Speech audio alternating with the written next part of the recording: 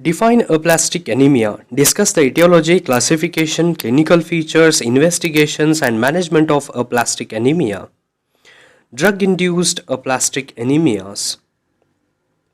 Aplastic anemia is defined as a pancytopenia with an empty, that is, hypoplastic or a aplastic bone marrow. The term aplastic anemia is a misnomer because there is not only anemia but also thrombocytopenia and leukopenia, that is pancytopenia. Etiology and classification of aplastic anemia. Those are acquired and inherited.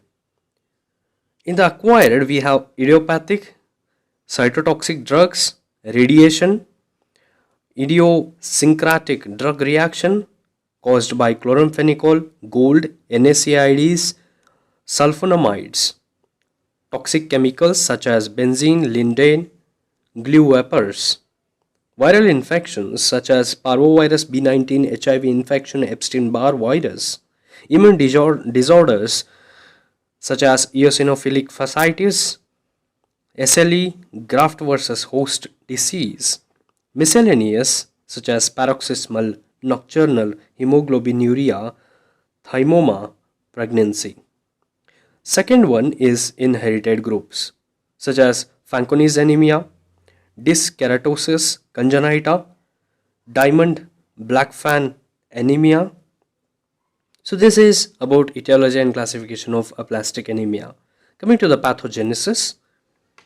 In idiopathic cases, there is no identifiable cause, but in all such cases, there is a stem cell defect, that is diminished numbers, impaired maturation, proliferation, and differentiation. In all other cases, there is damage to bone marrow, which may be dose-related or idiosyncratic reaction to radiation, drugs, chemicals, or infectious agents. Coming to the clinical features, the onset is insidious and symptoms and signs are due to anemia, leukopenia, and thrombocytopenia, that is pancytopenia.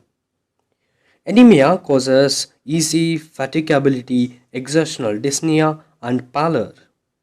Leukopenia causes recurrent infections such as pneumonia, urinary tract infection, fungal infections, septicemia. Thrombocytopenia causes bleeding manifestations, that is mucosal hemorrhages, menorrhagia, and petechiae. Splenomegaly and lymphadenopathy are not feature of aplastic anemia. Coming to the investigations, hemoglobin is low, there is pancytopenia, reticulocyte count is low in relation to the degree of anemia. ESR is elevated, peripheral blood smear shows pancytopenia, and normocytic normochromic RBCs. No abnormal cells are seen in peripheral blood. Bone marrow examination shows profoundly hypocellular marrow with a decrease in all cell elements.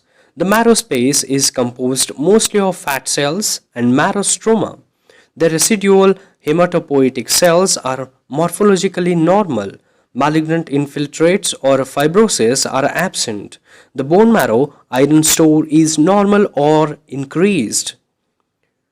Prognosis depends upon two factors: disease severity and patient age. Severe aplastic anemia is associated with reduced survival rate, and there is a strong inverse relation between patient age and 5-year survival. Coming to the treatment, there are two modes of treatment. One is a supportive therapy and a definitive therapy. In the supportive therapy, which involves treatment of infection, correction of anemia with a blood transfusion, correction of thrombocytopenia by platelet transfusion. Antifibrinolytic agents such as tranexamic acid or epsilon amino caproic acid are also useful to control bleeding in severe cases. Blood and platelet transfusions should be used sparingly in a patient who are candidates for hematopoietic stem cell transplantation to avoid sensitization. Coming to the definitive therapy, which include bone marrow transplantation. Allogenic bone marrow transplantation is curative in aplastic anemia but is limited by the availability of an HLA matched donor as well as graft versus host disease in patient over the age of 45 years. This is the treatment of choice in patients below 45 years if an HLA matched donor is available. Immunosuppressive regimens are recommended for those above 45 years. They are not curative but improve survival. A combination of anti-thymocyte globulin, cyclosporin, and corticosteroids with or without granulocyte colony stimulating factor, that is GCSF, can be used for immunosuppression. Treatment of the underlying cause or agent can be done.